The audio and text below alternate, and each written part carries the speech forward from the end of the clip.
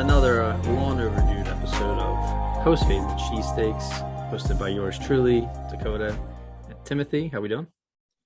Good, good. How are you doing? It's been too long. It's been a very long minute. But we are back at it. We're doing our top 10 player rankings for the 2022 season. So I had to It's the best time of the year. I had to get a celebratory beer, a little mango cart. So look at you. Yeah.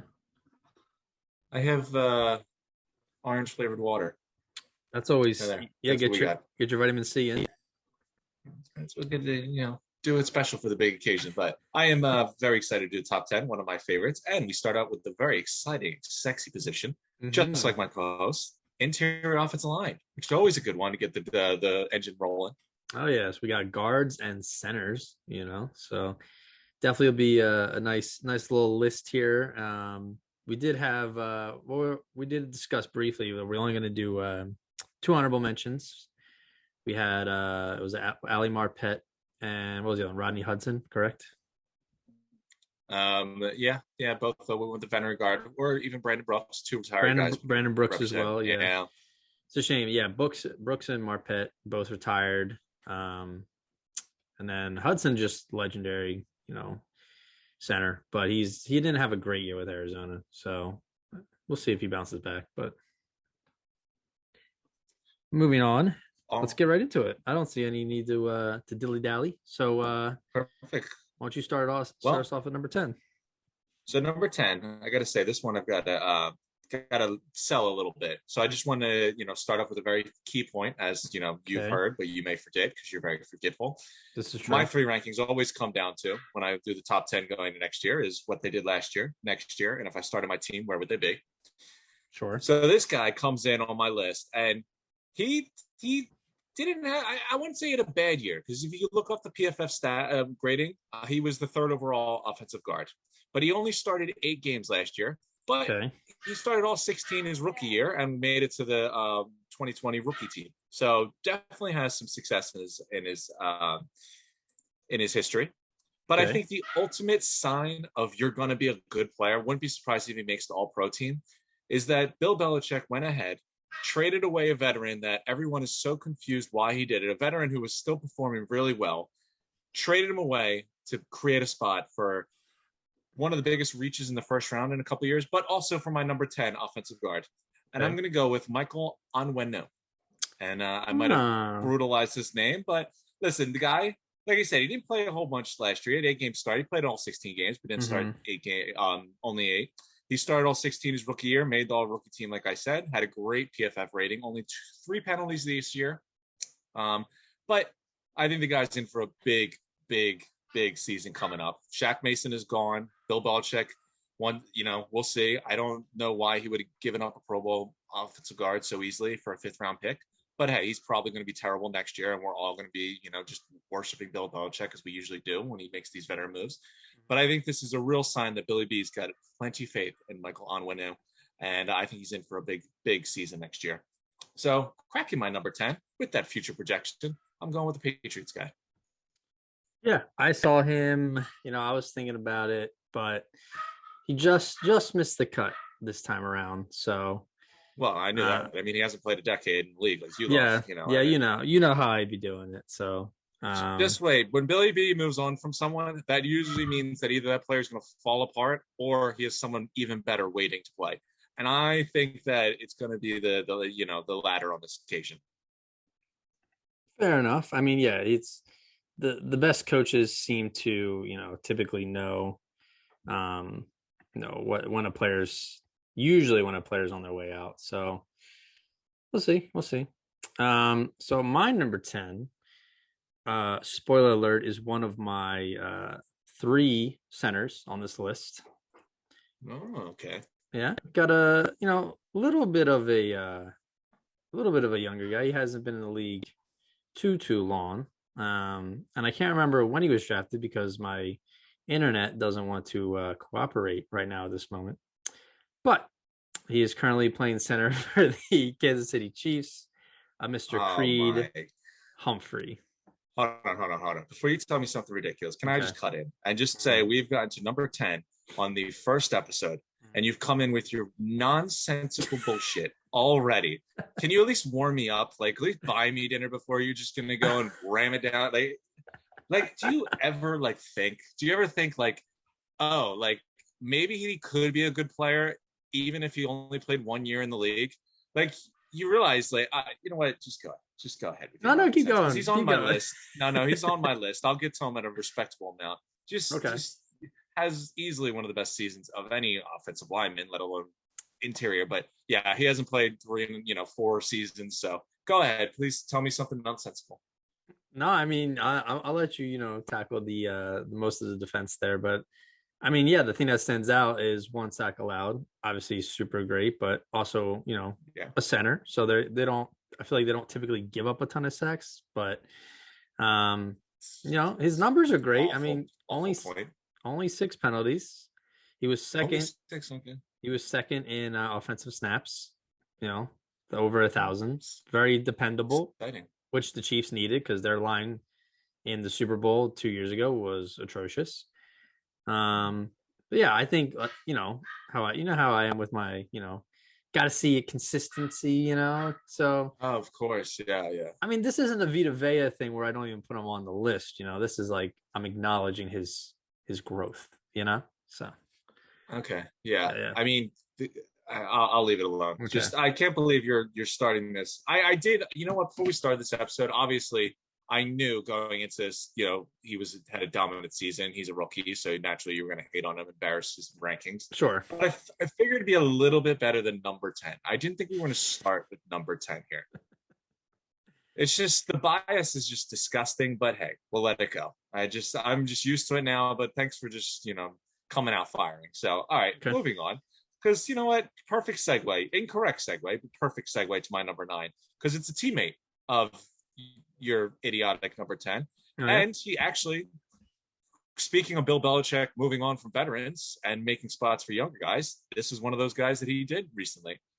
So another guard that Bill Belichick moved on from, but unlike the other veterans Bill Belichick moved on from, this guy still had some in the tank. Had the highest graded ranking in pass blocking for all offensive guards.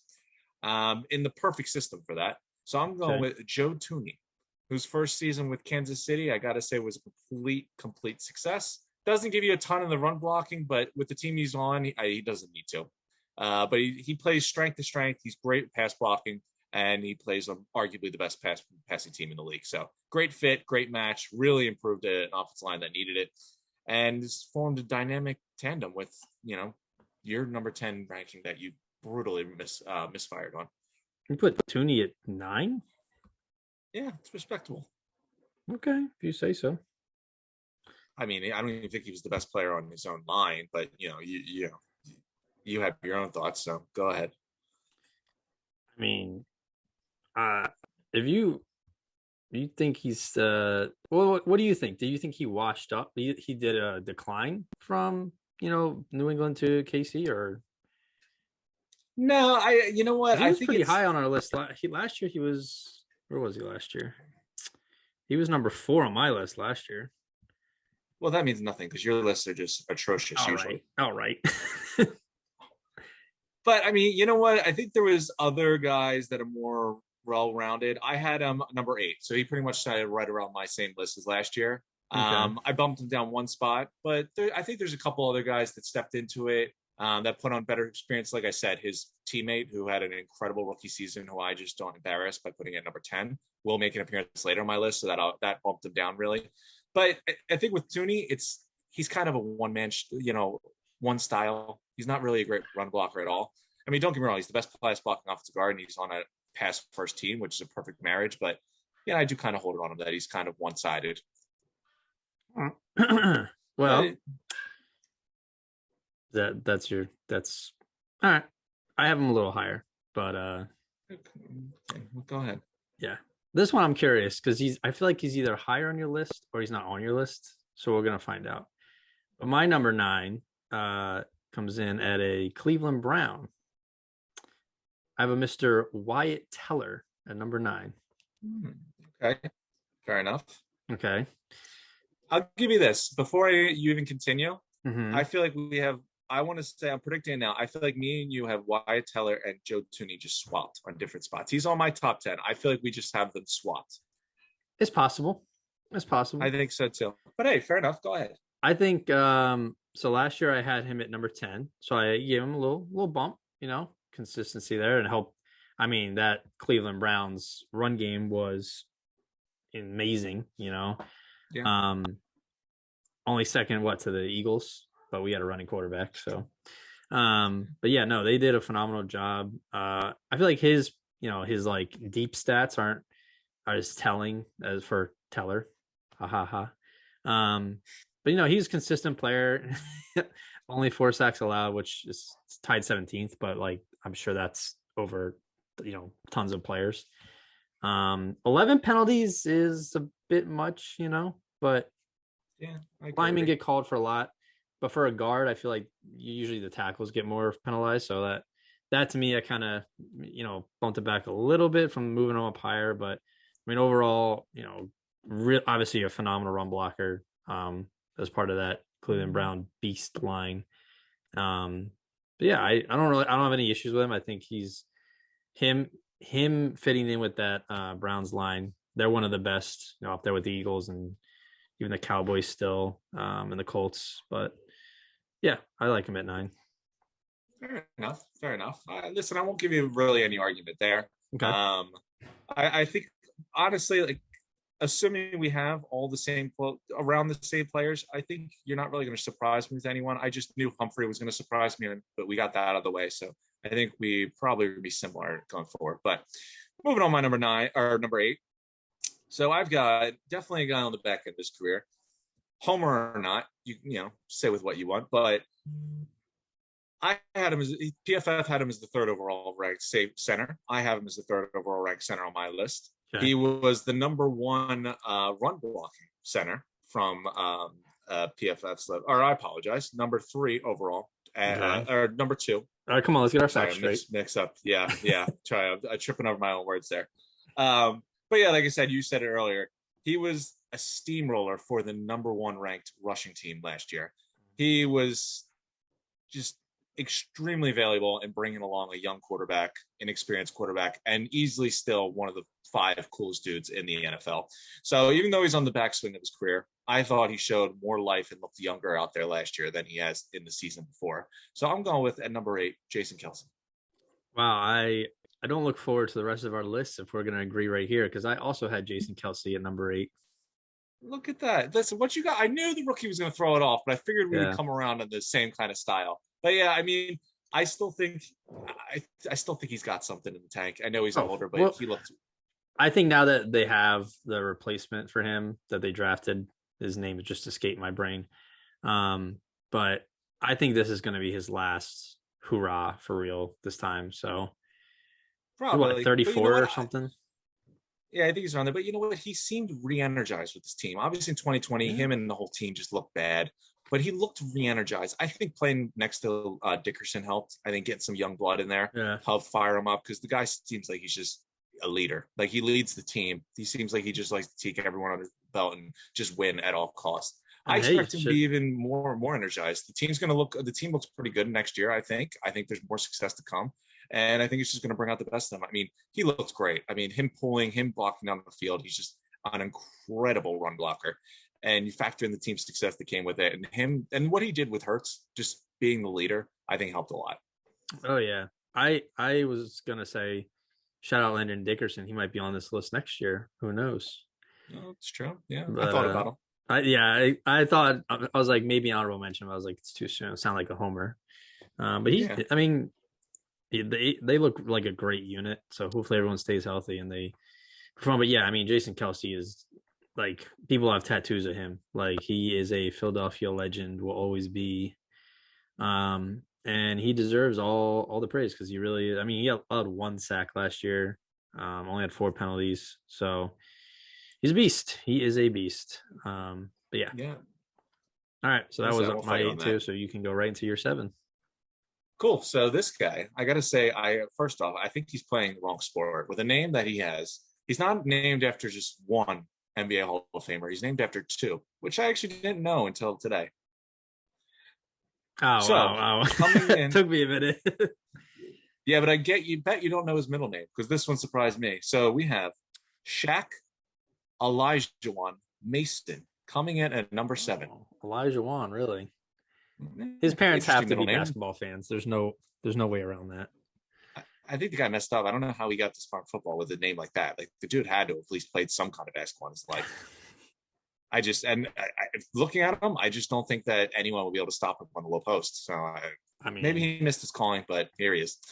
Going off that, he was the number 4 overall ranked guard on PFF, and I know I alluded to him a little bit when we were talking Bill Belichick and moving on from veteran players that seem like they have plenty left. But seems to be a theme here. Yeah, I mean, I'm sure that Anwaneno will be an all-pro next year, and Shaq Mason will just fall apart and forget how to play football. Probably. But I have a feeling he's still got something left. And he's only 28. Like I said, he was the 4th overall ranked guard in PFF. He slides in perfectly to block for Tom Brady and just take Ali Marpet's job. I can't imagine anyone is happier than Tom Brady about that trade. But outside that, he's a mauler when it comes to run blocking. He's been a mauler in the run game for a while. Obviously, the Patriots, last couple of years with Brady and then post-Brady have been a very heavy running team. And I think it was a lot to do with that strong offensive line they had. But the guy's been pure consistency. Billy B might know something that I don't, but I don't think he's going to fall off. But I think he's still going to be very good next year. Had a good season. I think he fits in perfectly going back to Tom Brady and that incredible offensive line with the Bucs. So got Shaq Elijahwan Mason at number 7. All right, number 7. I have him pretty soon, but number 7, this is where I have Joe Tooney. Yeah. Okay. Some of the things that, I know you were giving me a little bit of crap for Creed Humphrey there, but hey, look, his numbers are very similar, and his from a guard's perspective, only 1 sack allowed, 3rd in offensive snaps played with over 1,000. 8 penalties is a little much, but it's not, as bad as 11 from Teller and stuff like that. So he's getting a little older, but he's still really good, and there's a reason that the Chiefs went and made sure they acquired him last year, and so yeah, he's still a staple at the guard position in this league. He remains in the top 10. Fair enough.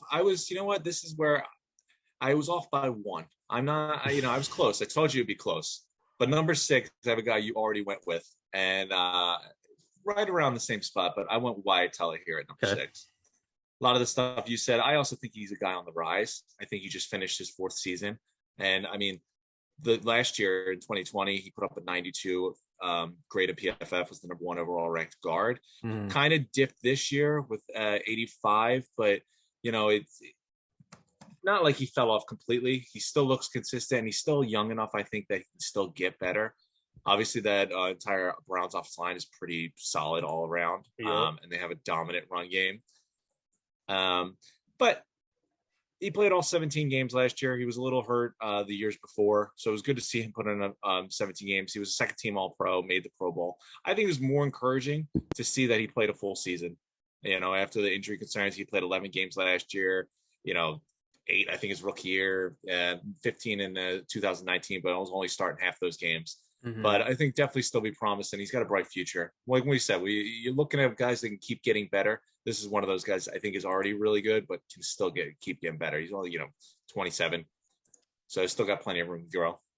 Yeah, linemen tend to get better with age. So, while other players get better with their speed and stuff, and linemen keep beefing up. So we'll see. I think, like I said, I view that Browns offensive line super highly, and especially with so many question marks at their quarterback spot right now, they're going to rely on that run game. So be good player. My number 6, which kind of scares me because this to me tells me that we have a very similar top 5. Mine is a correct, version. Yours just discriminatory to anyone that has been late. All right. Number 6, I had as you said, Shaquille Elijahwan Mason at number 6. You cannot say Elijah. You did not know his middle name was Elijah until I told you. I said as you said. I want at least sourced. Give me a hat tip. Give me a sourced from. All right. My work cited goes to Timothy. What's your middle name? Joseph. Thank you. Timothy Joseph Mullen, Good job. senior, the first. I gotta say, what do you think? Honestly, I mean, I think he's from Tennessee, so I couldn't really get a factor on where his parents might like, what basketball team they like. If you were naming your child after your favorite player or your two favorite players, is it more impressive to name them your first name, after Shaq, or the fact that they gave Olajuwon's last name to his middle name? Like, they didn't even go with Hakeem. They wanted it so obvious that this was Olajuwon that used his last name. I think that's more flattering. I would say because the first name is more used than the middle name, that Shaq was probably the parents' favorite player. If that's the case, the chances that they're not named, the chances that he's not named after the two NBA players is like, it has to be almost impossible that it's not. But yeah, no, I would say Shaq. And then Olajuwon would be like, because I think you actually made a pretty good point there. Like, they didn't name him Akeem. I usually do. Okay, well, because then it would have been Akeem O'Neal Mason, so it could have been a whole different man. Same. Yeah, Olajuwon is it's kind of an out there like last name. Like, it's not like a Jones or Smith. It's kind of rolls off the tongue. I mean, yeah, it's great to say, but let alone like a first or middle name. Like, I just, it's an ultimate form of compliment, I think. I mean, if they did Hakeem, maybe someone thinks that they're talking about Hakeem Nicks. I don't know, Giants fan, North Carolina, followers. But there's no doubt who Olajuwon is. Well, being that he has such a pedigree with his name, I had to bump him up a little bit. So fair enough. Even though you didn't know that until now, but okay. Right. Yeah, another guard that only gave up one sack. 4 penalties, and his overall for his PFF is 85.2, which is obviously very good. Thing with guards like him, they're good at both pass and run blocking. Because when you start to get into tackles, sometimes the tackles are like elite, at run and blocking or pass blocking, but then they're like okay at the other. But I think Shaq Mason's like pretty solid all around. So great addition now with he's got Brady coming back now for the Bucs. So they went from Super Bowl, or they went from like playoff, somewhat contenders after Brady retired to like, okay, yeah, they're Super Bowl contenders again. So no, I hear that. I mean, I gotta say, this is going to be the ultimate test, I think, of Belichick and his greatness. Because if you think about it, like, he moved on from Tooney last year, and I wouldn't say it blew up in his face, because obviously I have a lot of praise, and I think on Weno is going to be pretty good. But Tooney clearly hasn't fallen off. He's clearly still a very good player.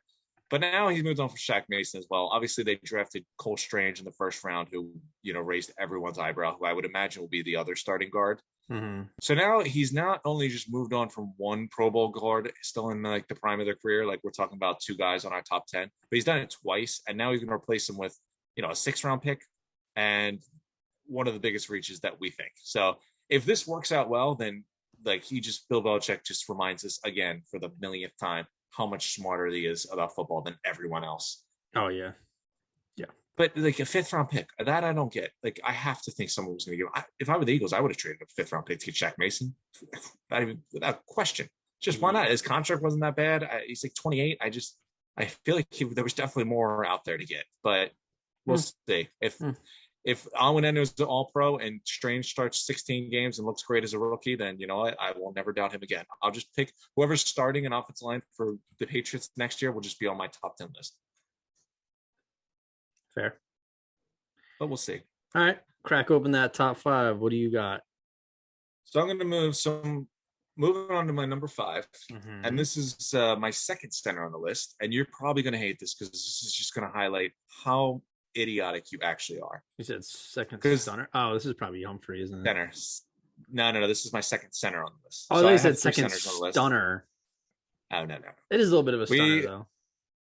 I have my second center on the list, and I'm just going to let you know you're going to hate it because you for whatever reason are ridiculous. Okay. I'll give you credit. This guy, he's an absolute stud. He was an All-Pro, I believe, again this season. He was an All-Pro last year. He was on my list last year. I think he was at number 5 last year as well, so kept him right around the same spot. I thought he was instrumental, just like I thought with Jason Kelce, in helping develop his young quarterback. I think he made a big impression and helped his young quarterback take the next step, especially since they brought him in on Justin Herbert's rookie year, and Herbert has been a stud ever since. You said this is your second. This is your second center. Correct. Yes. So this list is already wrong. So he's a second team All Pro. So just remember that means that he did not make first team All Pro. That means there was a center ahead of him. So just putting that out there. Okay. So my number 5 is Corey Linsley. Here we go. So guy who's been second team All Pro this year, his first team last year. He's been very healthy, very stellar. I mean, he just plays behind great quarterbacks. You know, he was exactly what what Justin Herbert and the Chargers needed. They had an abomination of an offensive line, and they did a great makeover in one season, kind of like what the Chiefs did as well. But yeah, he's my number 5. He's my second center because I correctly have my number 1 center rated a little bit higher. This is just highlighting again how just discriminatory you are to people that are under the age of 30. But hey, continue with your nonsense.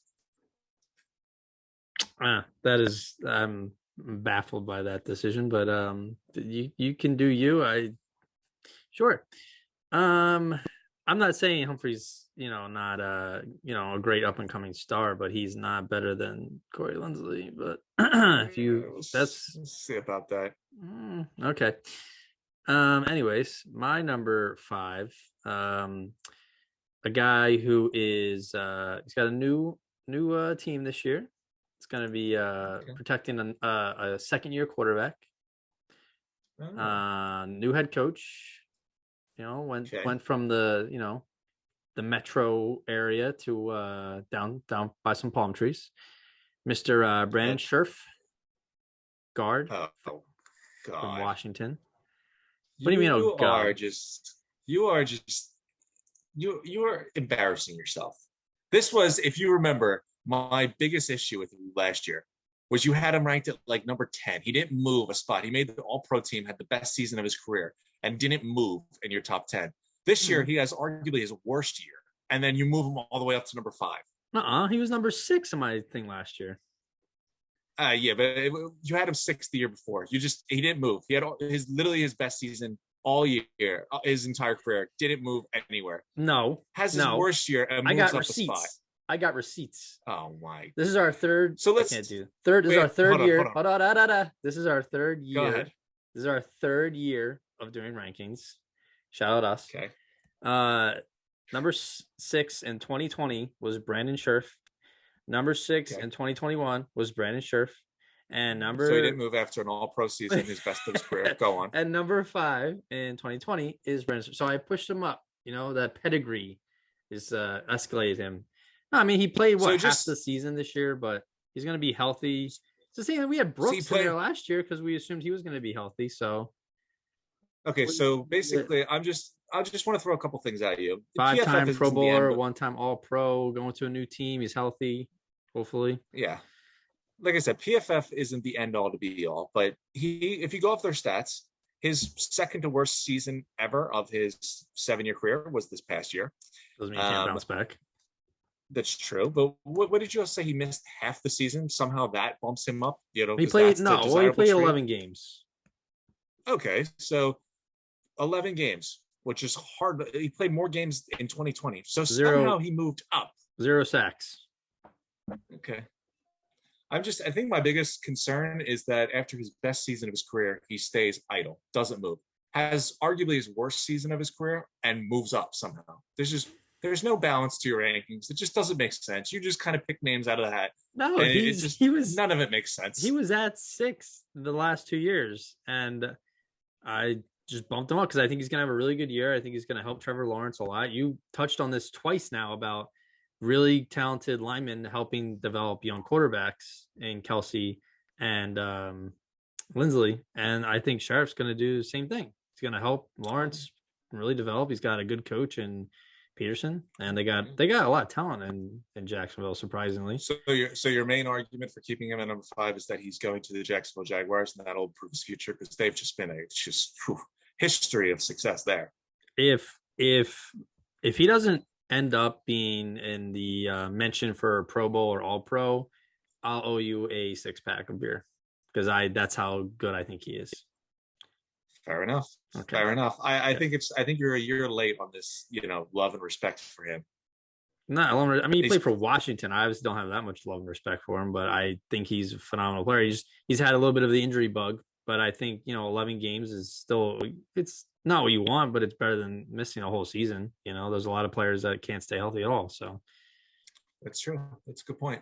Good point. Well, I will hate to break it to you now because now we've gotten to the point because I was like, obviously you were incorrect about where you had Humphrey, but I was like, just looking at the math, one of our top 5 isn't going to be correct. So I didn't even have Brandon Scherff in my top 10. He was number 11 for me. But being honest with you, wow. I had him in number 4 last year, but he had a down year. Every metric you look at, he has a down year for him. You just shit on me from going from, you said, you had him from 10 to 4, and now you're dropping him from 4 to out of the top 10. You're a hypocrite. Maybe, listen, maybe that's a little dramatic, but like I said, he's coming off his worst year. So why do I feel more confident I'm going forward? I gave him the respect he deserved because he had his best year 2 seasons ago when I put him at number 3, but then he had arguably his worst season, and now he's going to a new team. I see, best season, number 1 guard in PFF, first team All-Pro. Those are good metrics for my rankings. You going to Jacksonville, worst season of your career, only played 11 games. Those are kind of what you use to push people up. It's just saying. There's no. I wouldn't argue if you had him at like 8 or 9 just because of those concerns, but to say he didn't even make your list, it's a little. Fair enough. All right, listen, I'll give you that. Maybe I was a little dramatic, but hey, he's a Redskin, so wait. He didn't deserve it. Who didn't make my list that was on your list then? Oh, the guard, you can't pronounce his name. On what now? Yeah. We don't know that I'm not pronouncing his name correctly. But you don't know how to. Yeah. But see, let's move on to the one that's really going to hurt your soul and kill you. All right, number 4. Who is your number 4? So number 4 is a guy who had the highest rated PFF score of any rookie offensive lineman ever since they've started recording the stats. Sorry. What you said rookie? Yeah. Okay. Are you done? Because I want to finish. He was the number 1 overall ranked center rookie on PFF's list. No, an entire list this season. But he's a rookie. He is a rookie. He was also first team All-Pro. He was the number 1 ranked run blocking center. He was number 3 when it came to pass blocking. The guy is just all around stud. He played 16 games, which is better than 11, just in case you lost count. He walked in and immediately dominated from the get-go. Just absolute stud. Turned around a whole offensive line, really. I mean, you could talk about Joe Tooney was in there. Trey Smith came on. But this was the guy that really changed everything. And I don't care that he only played 17 games because in those 17 games, he absolutely dominated. And that's the only way to look at it. I'm not going to deny that, but you know how I am. I need a little more meat on the bone. So, and you know how I am. I'm always a year ahead of you, and you're a year behind. So when you have him in your top 3 next year, when he's in your top 3 next year, just remember where I had him the year before. Because the guy was awesome this year. There's no reason to think he's not going to be awesome next year.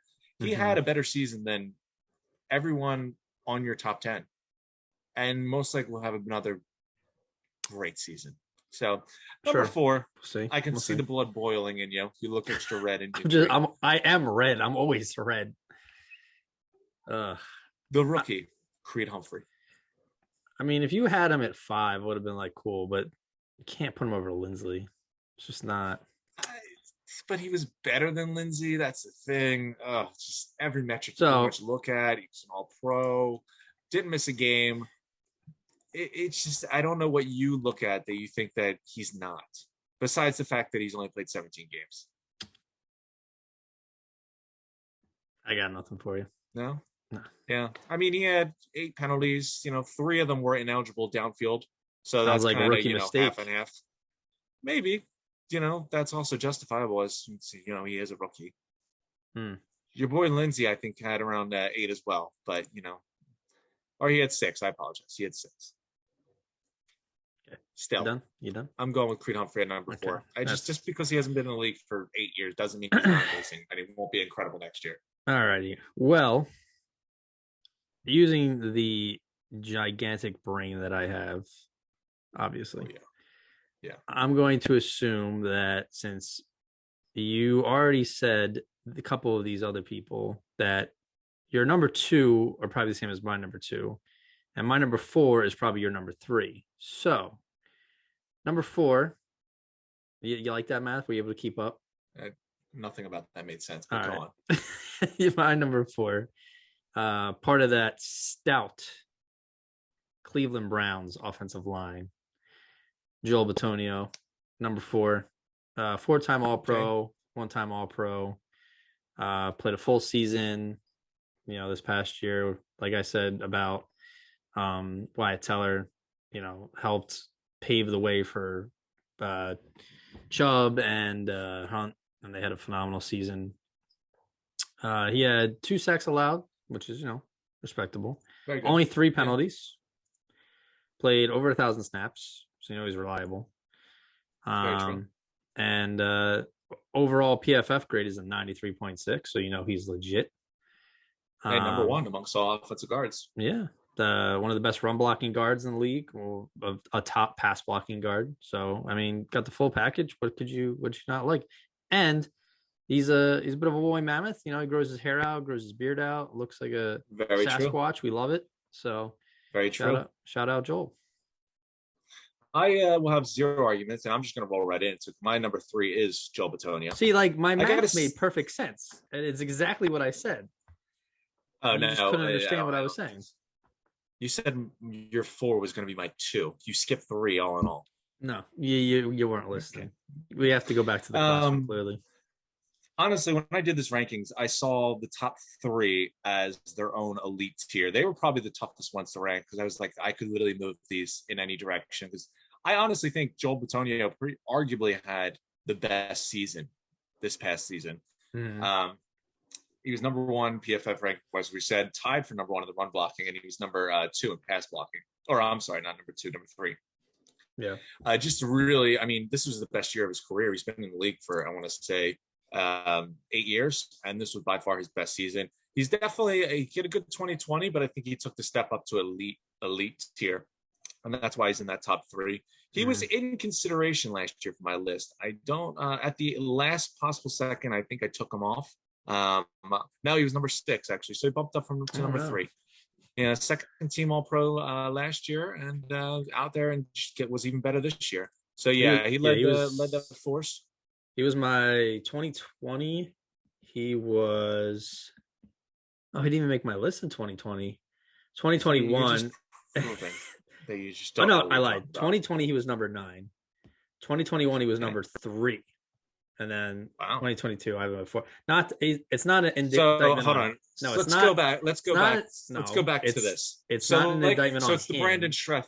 Okay. It's the Brandon Scherff effect. Okay. He has his best season of his career, but unlike Brandon Scherff, who didn't move after the best season of his career, Joel Batonia has by far the best season of his career, and goes down. That baffles me. He only went down because I think somebody else is just so good at their position that they deserve to be higher. But I love when you go back and look at your other rankings. I feel like I keep telling you say ridiculous things that don't make sense, and then you don't believe me, and then you look at the previous rankings. No, never. And then you realize that you have no idea what you're talking about. Never. Couldn't be me. Well, I think you just walked yourself into that one. So hey, I'm chuckling. Go ahead. Tell me who your number 3 is. Well, my number 3 is a young man. Well, he's not so young now. He's 30. Man from Youngstown, Ohio, that you so rudely disrespected. Born in 1991. Weighing in at 6'3", 301 pounds. Playing center for the Los Angeles Chargers. Don't know why I say it like that, but we got to put a little spice in there. Corey Linsley, of course, coming in at number 3 on my list. I think you are a fool. I think he clearly showed how good he is by helping keep, what's his name afloat. I always forget the names when I'm in the moment. What the hell is the Chargers quarterback name again? Justin Herbert. Justin Herbert. There you go. He helped keep Justin Herbert upright. And obviously Justin Herbert had phenomenal rookie year, really good. Second year was borderline MVP candidate at one point.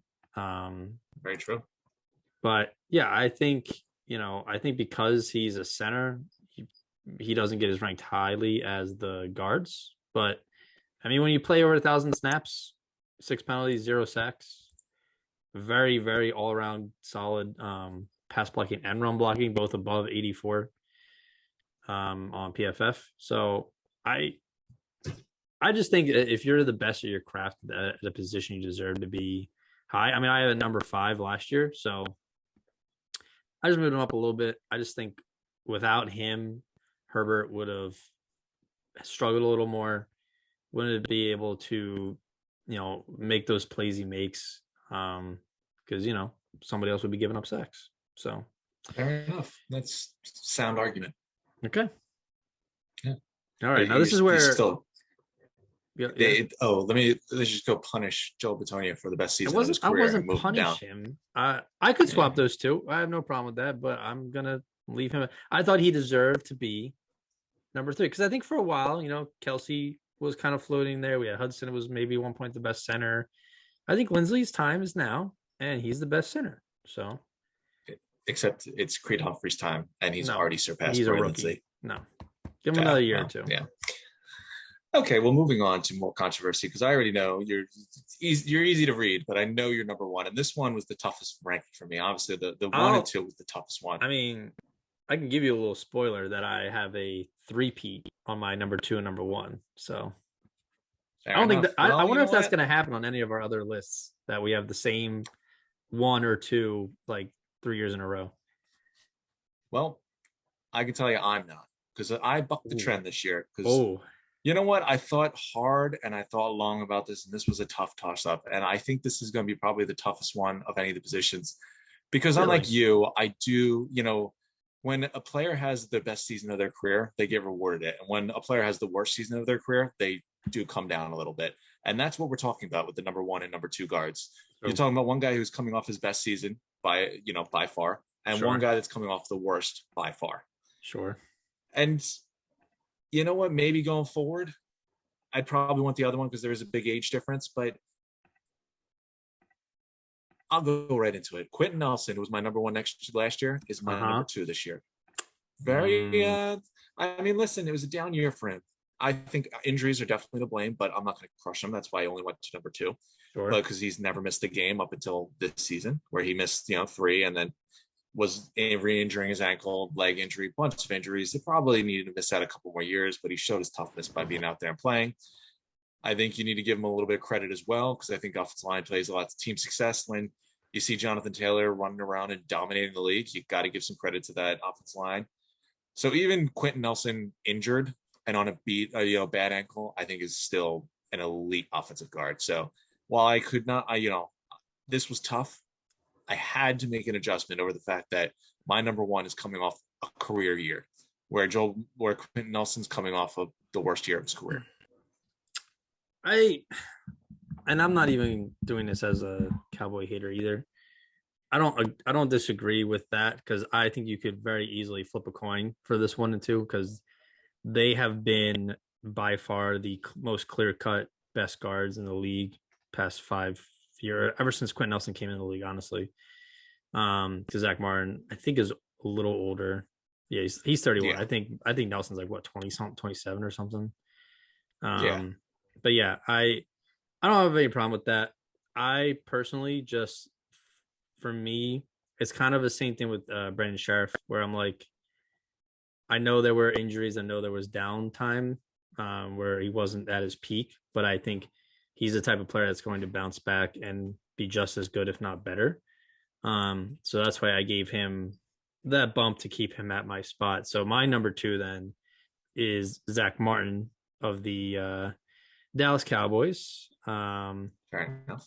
I think I'm sure you'll make plenty of points. He was a first team AP All Pro this year, Pro Bowler, 7-time Pro Bowler, 5-time All Pro. So he's the 2020, was it the 2010 All Decade team guard. So obviously he's got an insane pedigree. Like I said, been one of the best.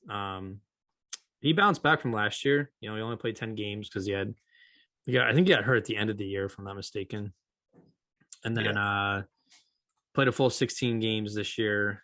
Or I guess, well, there's 17 games now. So he played almost full season. Although I think they sat all their starters, didn't they? Well, whatever. You seem like you're confusing yourself here. No, because I'm still not used to the 17 game season now. So I was like looking at 16, 16, 16, and then the 10 game in 2021 or 2020, and then 16 again, but whatever. Yeah, I think Dallas sat their starters the last game. But yeah, 1 sack allowed, only 2 penalties, over 1,000 offensive snaps played, and one of the best. Like I was always saying this about Betonia, but this, he's right behind him and one of the best run blocking guards in the league, and almost one of the best pass blocking guys.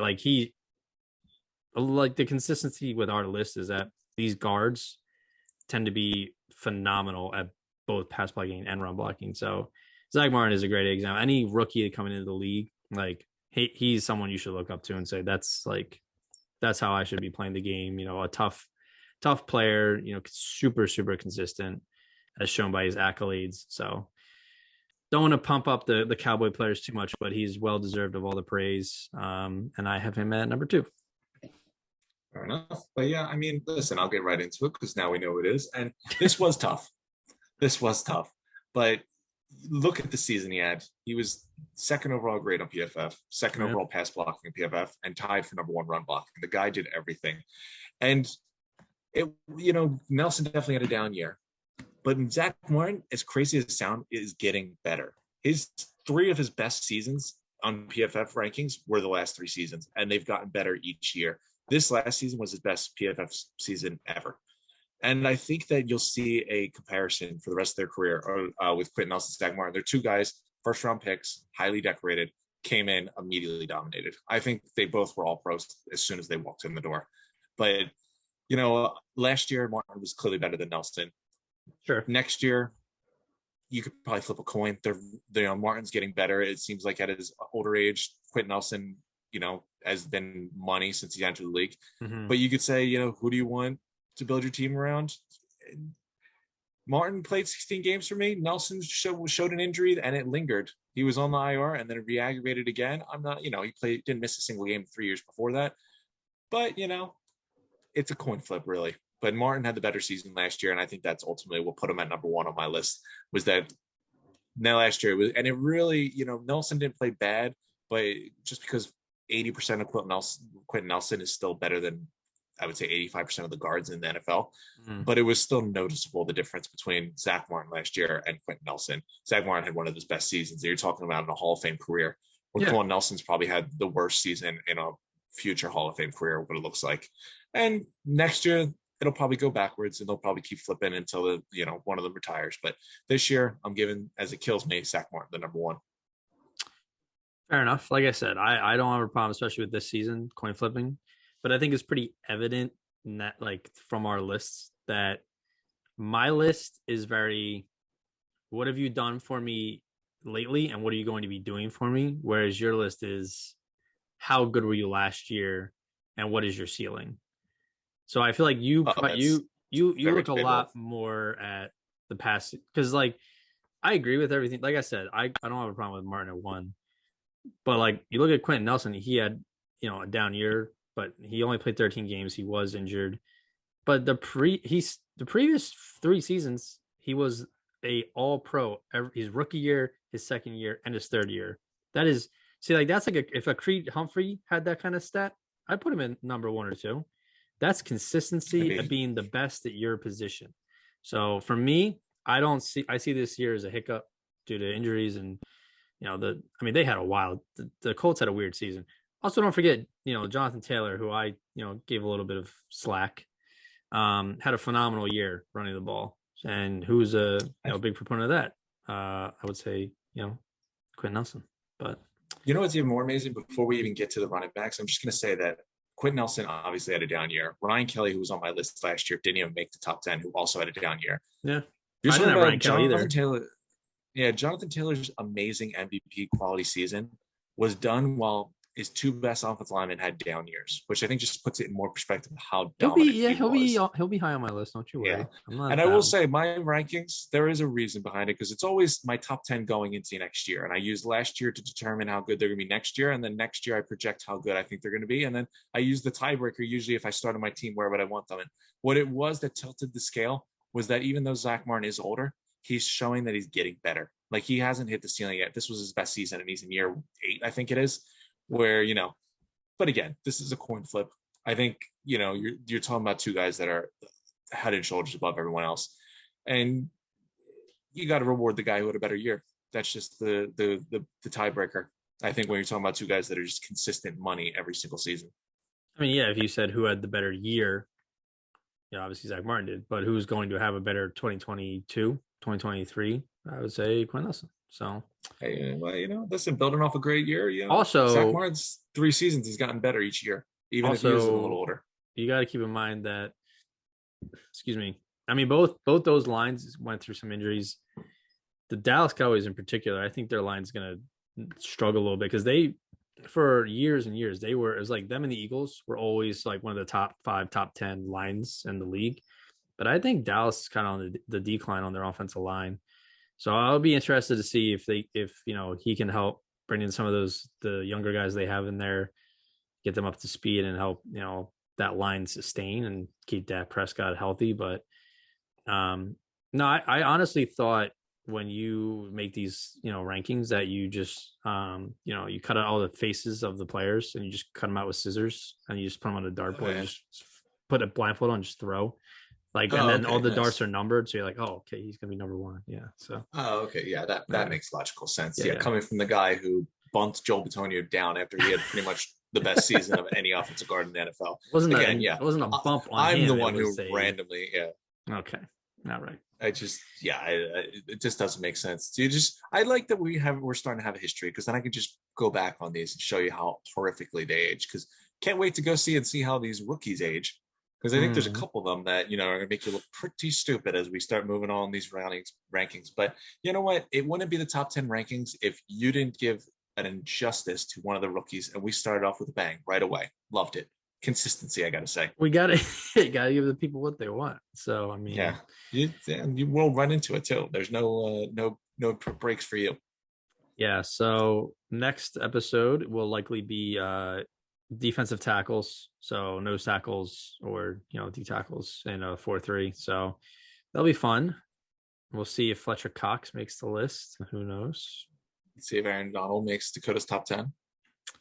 It's a stretch. I don't know. Yeah, see, yeah. Well, he's been in the league. He got a lot of money. I gotta deduct him for all the money he got. So, it's logical. Yeah, it sounds like your kind of rating system. Oh, it makes too much money. That's a down. Yeah. So, but good list. I mean, I was kind of surprised when I finished. I was surprised the fact that it was a 3-peat, not the fact that those were the players, but the fact that I had Quinton Nelson number 1 the past 3 years again shows how phenomenal he is, and then Zach Martin number 2 all 3 years shows how he's a Hall of Famer. Shows how phenomenal he's been. So it was good to see that we had the same 1 too, just different order. But I mean. We're not Betonia. We're not too far. It doesn't matter how good you are, you will still move down on Dakota's list. Hey, I'm a hard critic, competitive. You gotta show me what you got. Fair enough. So either or. Well, look, Brandon Scherff made it a couple spots up after his worst year. If you disregarded him last season, so Joel Betonia will probably be number 1 next year. Remember, my list is looking ahead to the current year coming up. So yeah, coming from a guy who hates rookies. So yeah. Well, Alrighty. Yeah. Well, hey. Yeah. We'll see you next time. Alrighty. Peace out. I'll talk to you. Peace. See ya.